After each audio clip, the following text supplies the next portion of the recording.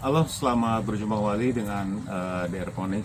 Kali ini saya akan membahas salah satu pencegahan hama pada tanaman budidaya hidroponik. Nah, perlu disampaikan juga bahwa saya menyarankan untuk teman-teman yang berhidroponik, gunakanlah pestisida yang terbuat dari bahan-bahan alami, ya.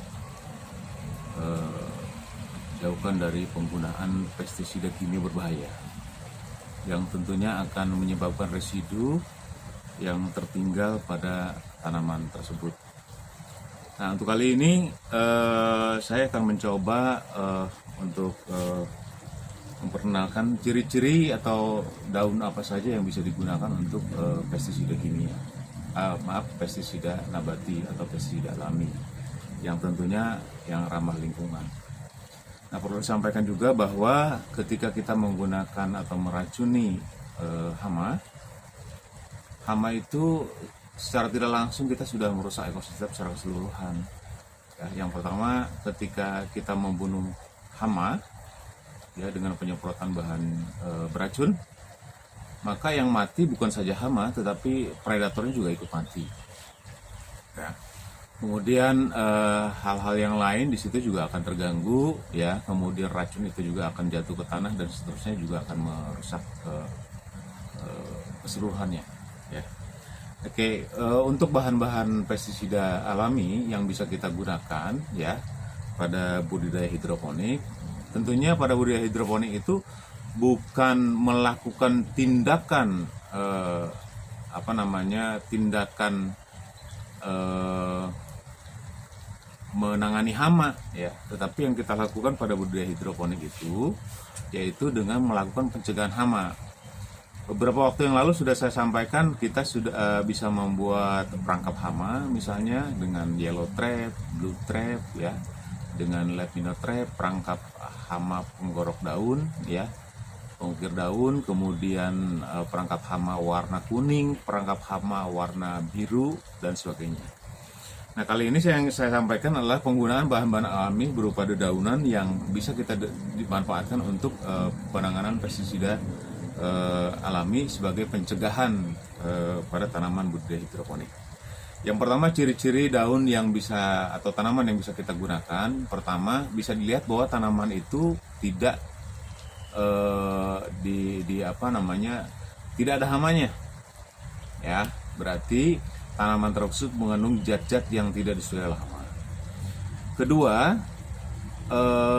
berbau menyengat, ya, baunya lebih tajam, ya, dan itu akan mengganggu indera penciuman daripada hama. Kemudian berasa, mungkin dari rasanya agak pahit, ya, atau pahit, ya, itu bisa digunakan sebagai pencegahan alami. Juga misalnya rasa pedas, ya, itu juga bisa kita gunakan sebagai bahan alami, ya, untuk hama. Yang pertama ini adalah daun sirsak, ya. Daun sirsak ini bisa kita gunakan untuk pencegahan hama, ya. Nah, pencegahan hama kira-kira begini. Ini bisa kita tumbuk atau kita blender, ya. Kemudian kita tambahkan air, ya. Setelah itu kemudian diamkan semalaman, kemudian esoknya bisa kita saring dan kita semprotkan ke tanaman, ya. Nah, kira-kira seperti ini. Jika tanaman daun sirsak ini kita semprotkan ke tanaman hidroponik, ya. Nah, yang perlu saya sampaikan adalah bahwa hama memiliki indera penciuman yang spesifik, ya. Jadi hama daun pakcoy dia tidak akan pernah berpindah ke pohon sirsak, ya, karena spesifikasi hamanya berbeda, masing-masing berbeda. Nah, jadi hama sirsak pun sama, ulat sirsak itu kan besar, ya, sebesar ini, ya. Bahasa Sundanya biasanya disebut ulat kekep, gitu. Ya, ulatnya besar. Nah, saya tidak pernah selama ini menemukan ulat sirsak berada pada tanaman pakcoy, cesim, atau yang lainnya, ya. Belum pernah menemukan, ya. Nah, jadi kalau misalnya tanaman cesim atau pakcoy kita semprot dengan tumbukan daun sirsak ini, ya, kemungkinan indera penciuman hama akan terganggu. Jadi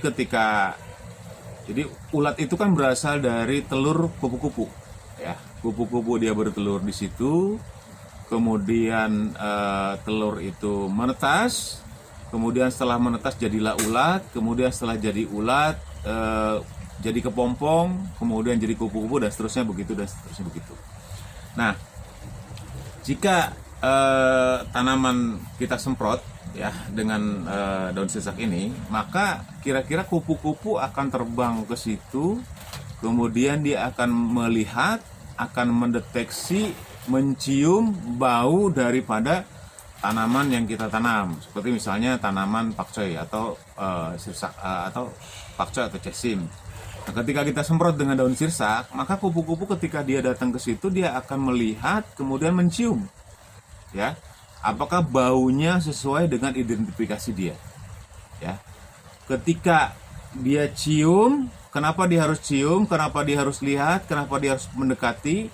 Dia akan memastikan bahwa ketika dia bertelur, dia menyimpan telur di situ, dia akan memastikan bahwa anak-anaknya nanti keturunannya berupa ulat tadi, dia akan memastikan bahwa anaknya ulat tersebut akan hidup layak dan sejahtera di situ.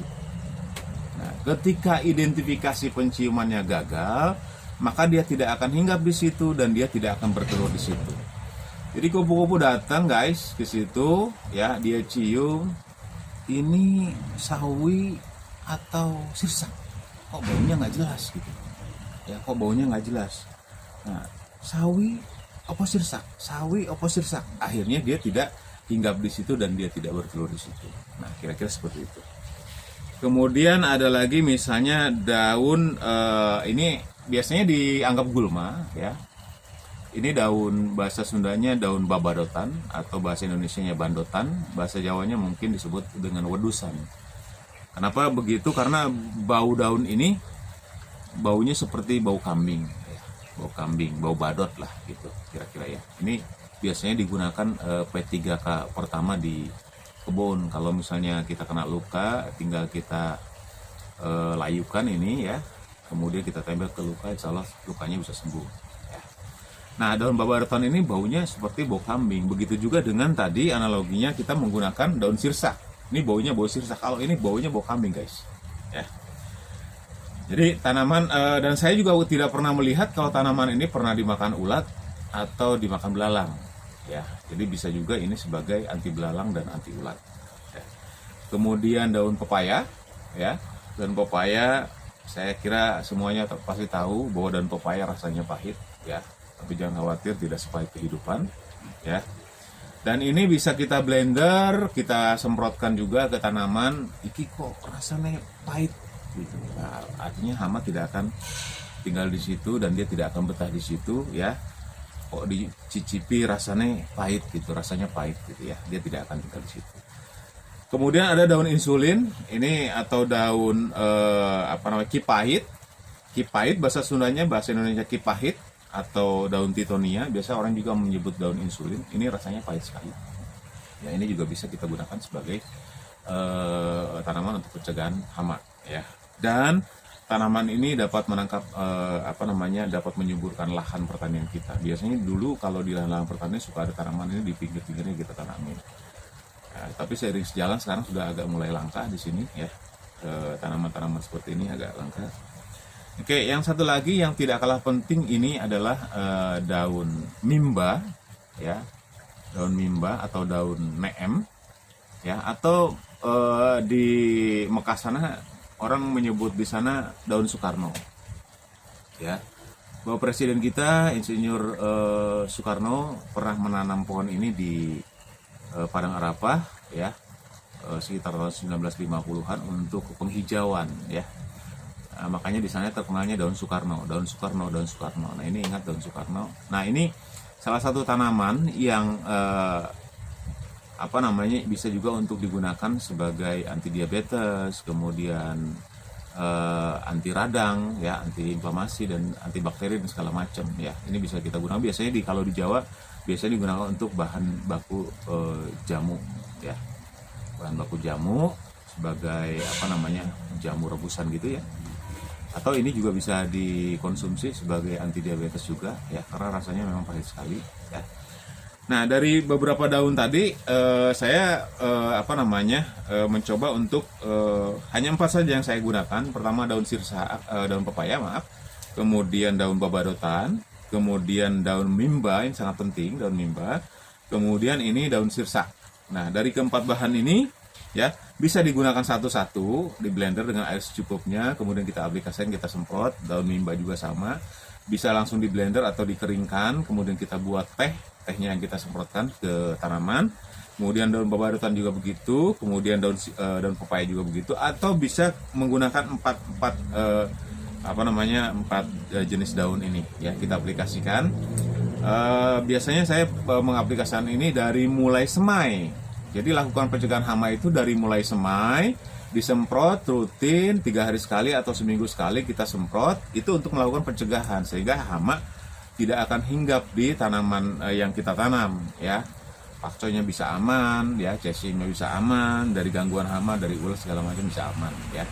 Lakukan pencegahan, itu sebenarnya intinya itu, lakukan pencegahan, baik menggunakan penyemprotan, menggunakan daun-daun alami, ataupun juga kita menggunakan perangkap-perangkap hama ya, kira-kira seperti itu ya.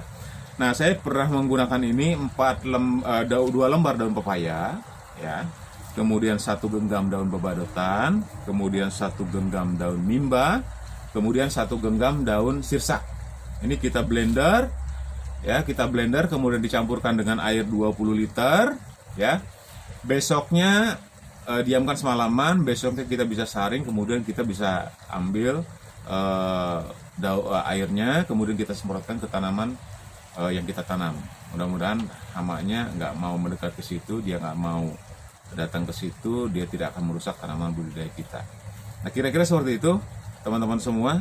Mudah-mudahan penjelasan singkat ini bisa bermanfaat buat teman-teman semua. Lakukan pencegahan sejak dini pada tanaman yang kita tanam. Jadi bukan penanganan hama ya, bukan pada penanganan hama, tapi lakukan pencegahan. Itu saja, mudah-mudahan bisa bermanfaat. Di video berikutnya saya akan menyampaikan cara memblender segala macam, penyemprotan segala macam. Sebenarnya sudah ada sih videonya di Instagram saya dan channel YouTube saya ya, bisa dibongkar-bongkar di sana untuk pestisida alami atau pestisida nabati. Kira-kira itu saja, sampai ketemu lagi di video berikutnya. Salam dengan aeroponik dari Askipam. Sampai ketemu lagi di video-video berikutnya. Salam.